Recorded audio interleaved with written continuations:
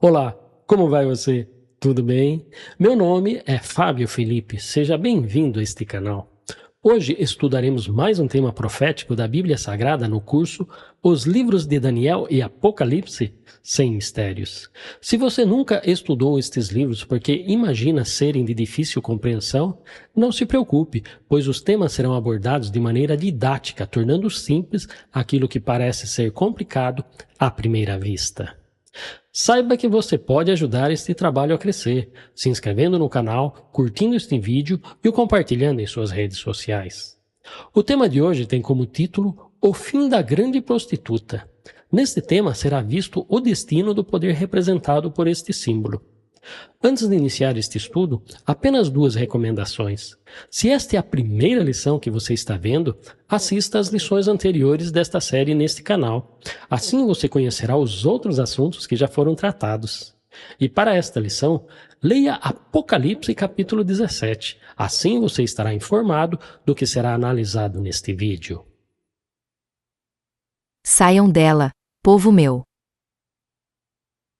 Na lição passada, estudamos a besta que era e não é mais, e o oitavo rei, trazendo para a nossa realidade que as sociedades secretas tornarão a agir nos bastidores do poder. Este estudo mostrou que no final do tempo do fim, a história se repetirá. É claro que nem tudo ficou esclarecido, pois há mais símbolos a serem analisados neste capítulo.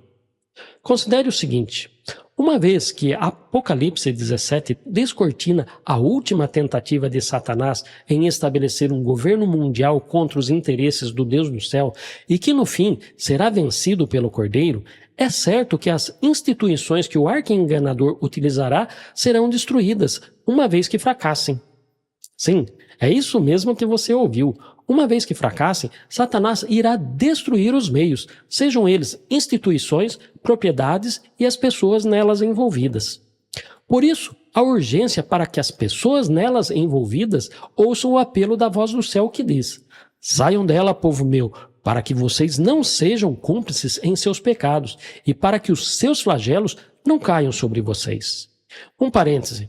Não há, em momento algum com a exposição desses assuntos, a intenção de depreciar ou desacreditar as pessoas envolvidas nas instituições aqui mencionadas, mas antes, com o olhar profético, revelar como a desobediência aos claros ensinos da palavra de Deus terão como consequência a abertura de um caminho que levará muitos à ruína eterna.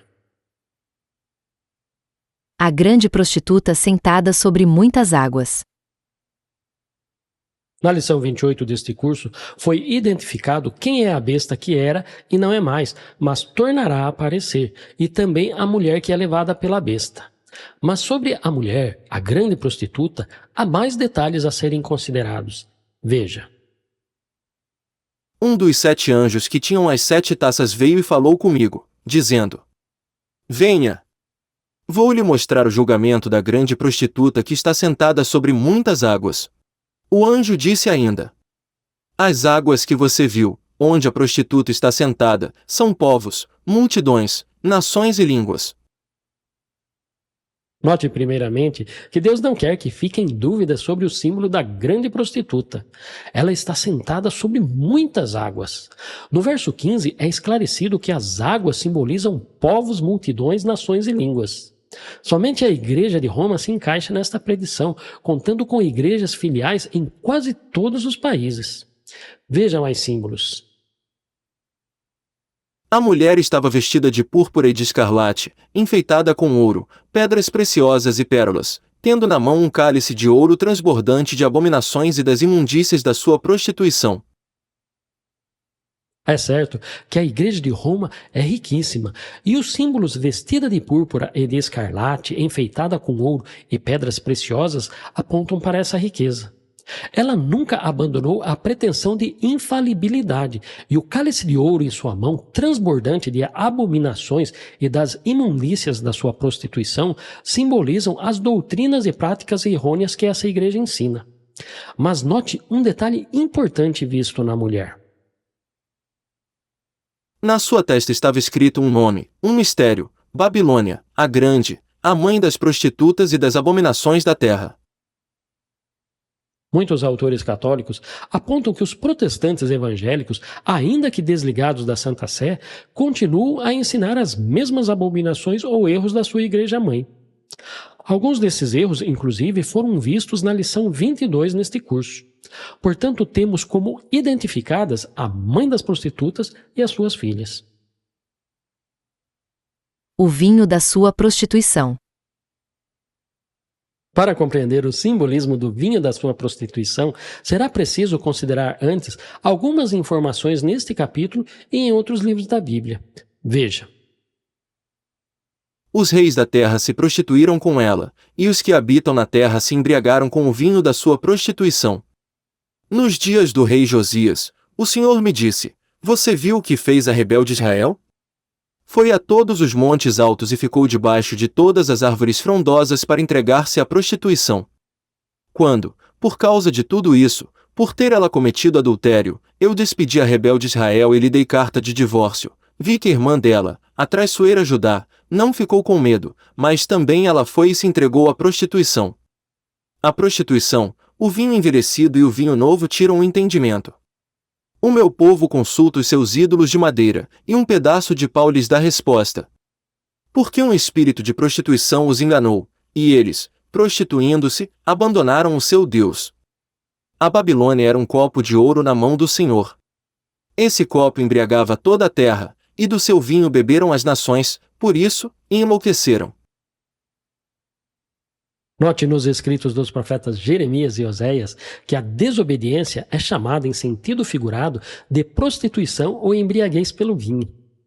Uma vez que os reis e os que habitam na terra de Apocalipse 17 são símbolos das nações do nosso tempo, em que consiste essa prostituição ou embriaguez? A resposta é muito simples. O papado interferiu por muito tempo nos governos e consolidou a sua influência política, por exemplo, no descanso do domingo, sendo este dia decretado em quase todas as nações, sejam elas cristãs ou não. Logo, aqueles que representam o Estado, influenciados pela grande prostituta e embriagados com o seu vinho, não conseguem entender isso como uma lei de caráter religioso e passa despercebido.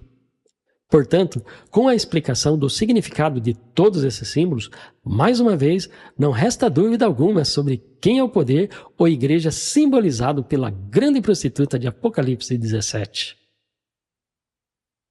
A origem do poder da grande prostituta.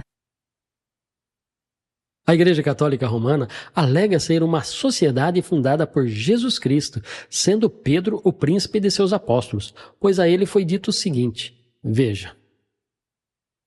Também eu lhe digo que você é Pedro, e sobre esta pedra edificarei a minha igreja, e as portas do inferno não prevalecerão contra ela. Eu lhe darei as chaves do reino dos céus, o que você ligar na terra terá sido ligado nos céus, e o que você desligar na terra terá sido desligado nos céus. Muitas obras católicas usam estes versos para sustentar que a sé de Roma é a verdadeira Igreja de Jesus na Terra e que jamais será destruída. Veja o que um cardeal escreveu a este respeito. Eu agora faria esta pergunta a todos que são hostis à Igreja Católica e que estão tramando sua destruição. Como vocês podem esperar derrubar uma instituição que por mais de 19 séculos resistiu com sucesso a todos os ataques combinados do mundo, dos homens e dos poderes das trevas? Que meios vocês empregarão para cercar a sua ruína?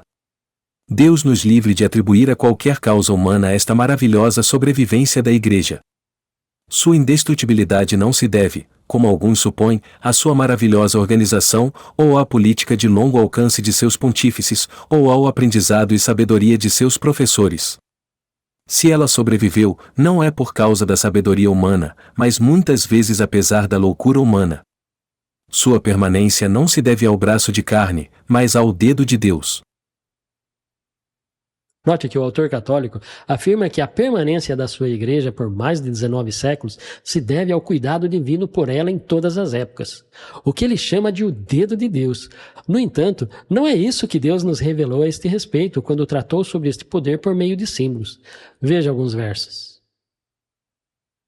Ele falará contra o Altíssimo, oprimirá os santos do Altíssimo e tentará mudar os tempos e a lei, e os santos serão entregues nas mãos dele por um tempo, tempos e metade de um tempo. A besta que viera semelhante a leopardo, com pés como de urso e boca como de leão. E o dragão deu à besta o seu poder, o seu trono e grande autoridade. E adoraram o dragão porque deu a sua autoridade à besta. Nas lições de número 4 e 16 desse curso, foi visto que os símbolos do chifre pequeno de Daniel 7 e da besta que emerge do mar, semelhante a leopardo de Apocalipse 13, simbolizam o domínio temporal da Igreja de Roma.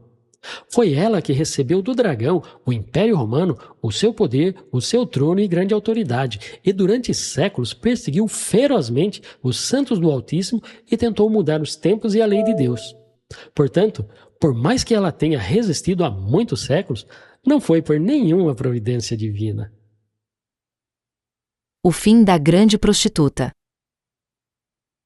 Na lição 28 deste curso, foi visto que o julgamento do chifre pequeno de Daniel 7, verso 26, é repetido e ampliado no julgamento da mulher, a grande prostituta de Apocalipse 17.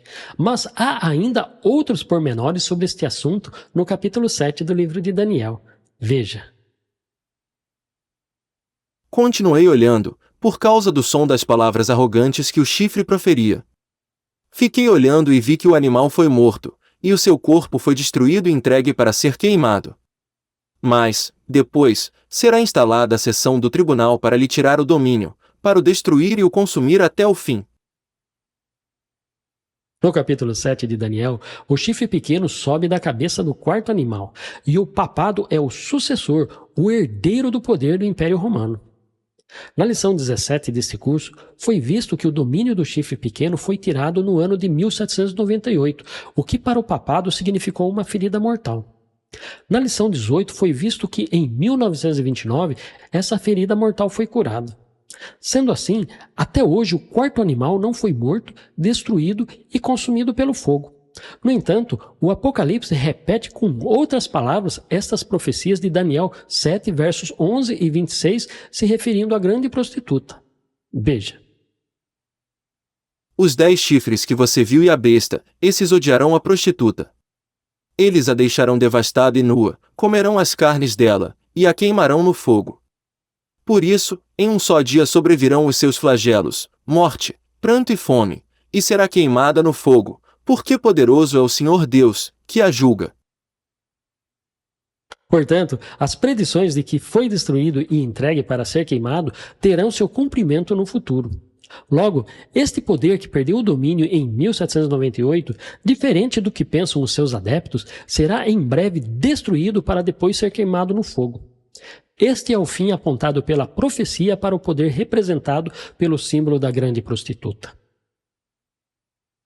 Quem irá destruir a grande prostituta? Uma pergunta. Afinal, quem irá destruir a grande prostituta de Apocalipse 17 e o que será de suas filhas? Outra pergunta. Quando e como tudo isso acontecerá? É certo que este tema terá mais desdobramentos nesse curso, pois este assunto não termina por aqui. Conclusão. E então, você entendeu qual será o destino do poder simbolizado pela grande prostituta de Apocalipse 17? Você entendeu que este poder será destruído? Veja a mensagem que o Deus do céu tem para as pessoas que ainda hoje estão envolvidas com este poder. Ouvi outra voz do céu, dizendo: saiam dela, povo meu, para que vocês não sejam cúmplices em seus pecados e para que seus flagelos não caiam sobre vocês. Veja que esta mensagem é um convite cheio de misericórdia. Deus não deseja que ninguém a quem ele chama de povo meu e que ainda estão nas fileiras da grande prostituta sejam pegos de surpresa sobre este assunto. E você, está disposto a ficar do lado do Cordeiro e anunciar esta mensagem a quantos puder? Que Deus o abençoe em sua decisão. Finalmente, observe que estudamos o fim da grande prostituta trazendo para a nossa realidade que o destino do papado será a destruição por meio do fogo. Se você tiver alguma dúvida sobre esses assuntos, escreva nos comentários. Será um prazer ajudá-lo na compreensão destes temas que valem a vida eterna. E na próxima lição será estudado a luta da besta contra o cordeiro no capítulo 17 do Apocalipse. Por hoje, ficamos por aqui. Se gostou do assunto, compartilhe com seus amigos. É importante que eles também conheçam o que você acabou de saber. E não se esqueça, certamente o Senhor Deus não fará coisa alguma sem primeiro revelar o seu segredo aos seus servos, os profetas. Que Deus o abençoe e até a próxima.